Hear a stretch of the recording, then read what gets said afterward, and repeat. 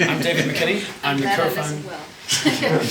the co-founder and director of the Alliance for Reducing Microbial Resistance, and I'm excited to talk to you tonight about our work saving lives from drug-resistant infections through effective policy change. I'm going to start tonight by introducing you to my family. And yes, Scottish men wear skirts to weddings. And specifically, I want to introduce you to my little brother on the right here. Just before this photo was taken, he gave the best man speech at my wedding. But his story was almost very different than this. When he was 3, he was admitted to hospital with what we thought was a standard infection. He was given an antibiotic and told that within a week he would be fine. But he wasn't fine. The bacterial infection that he had was resistant to antibiotics. They moved him on to a second treatment. The same thing. It didn't work.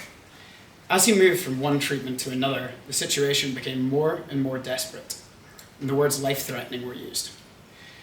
Thankfully, he was moved on to a last-line treatment, and that did clear his infection, and he got to live his life and deliver the speech at my wedding. Sadly, though, for over 1 million people each year, that is not how the story ends.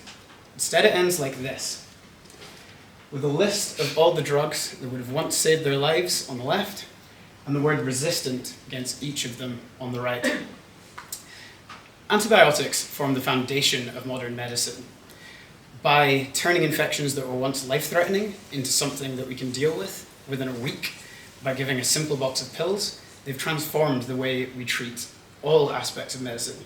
Without them, we can't treat cancer, we can't manage many chronic conditions, and surgery becomes extremely high risk.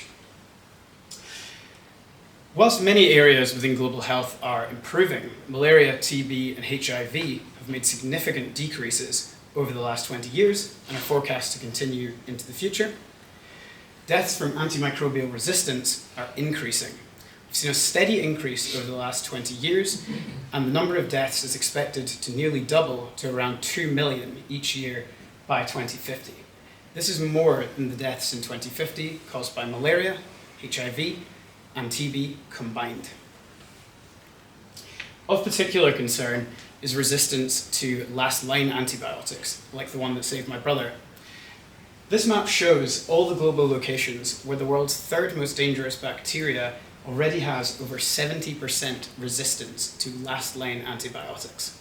If you're diagnosed with one of these infections, you have a 60% chance of dying, and we don't have anything that can deal with it. What we need to do is develop new antibiotics. Developing a new antibiotic, or any drug, is one of the most big bets that you can make as an investor. It costs $1.5 billion, takes 10 years, and has an over 90% failure rate from our first trials in humans. What kind of return would you expect from making a bet of that type? Hundreds of millions or billions a year? With antibiotics, what you get is about $500 million per year on average as a return for the entire life cycle of the drug. Would you make that investment knowing you're going to get less than half of your money back? No one would. And big pharmaceutical companies agree with you. Almost all of them have left the space of antibiotic development. And this has given us a situation where we've now had 20 years where we haven't had a new antibiotic that's capable of killing bacteria in a way they aren't already resistant to. Essentially, we are in an arms race against bacteria, and we are losing badly. So what we need to do is we need to fix the market. We need to create an incentive for people to develop new antibiotics. And that's where we come in. What we do at Armour is we advocate for the adoption of what are known as pull incentives. Essentially, what pull incentive is it means that if you develop an antibiotic that we think is high value, governments will give you a fixed payout as a reward for developing that antibiotic.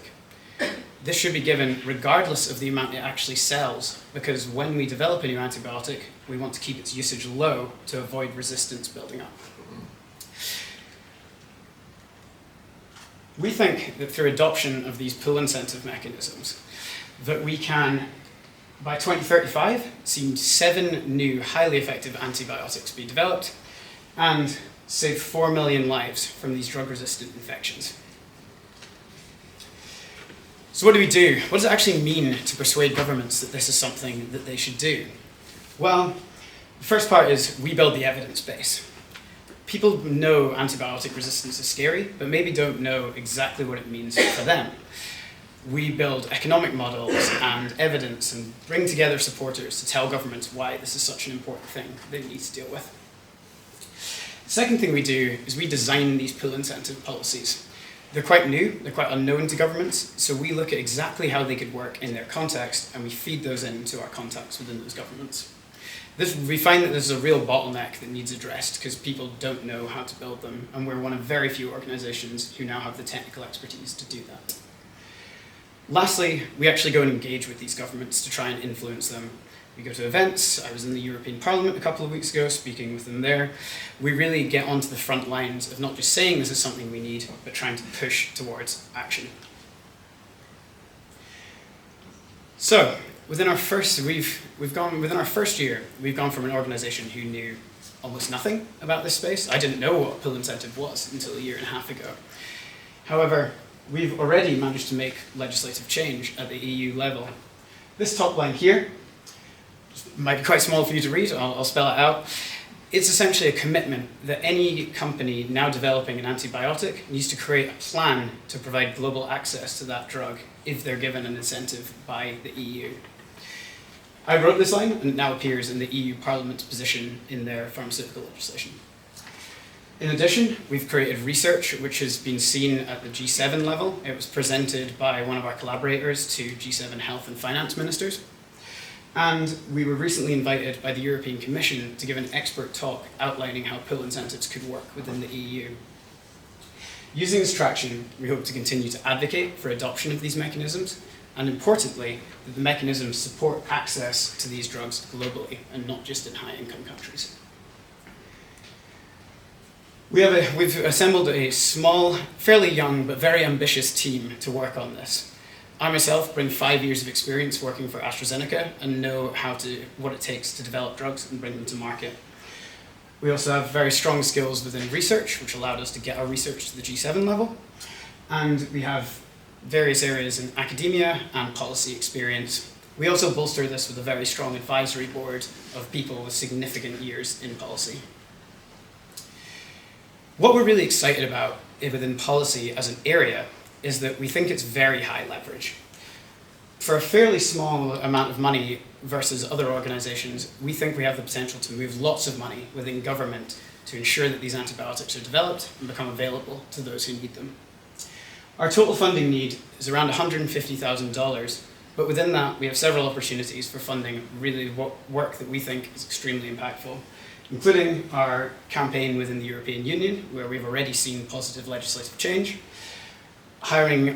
keeping on our researcher for the next year so we can continue building the evidence base of why these policies are important, and covering our budget to travel to these events. Policy doesn't happen from my bedroom in England. It needs to happen where the policymakers are, and we need support for that. With that, we're asking you to join us, support our work, take a bet that this might be something that's happening, and help us keep antibiotics working from generation to generation. Thanks very much.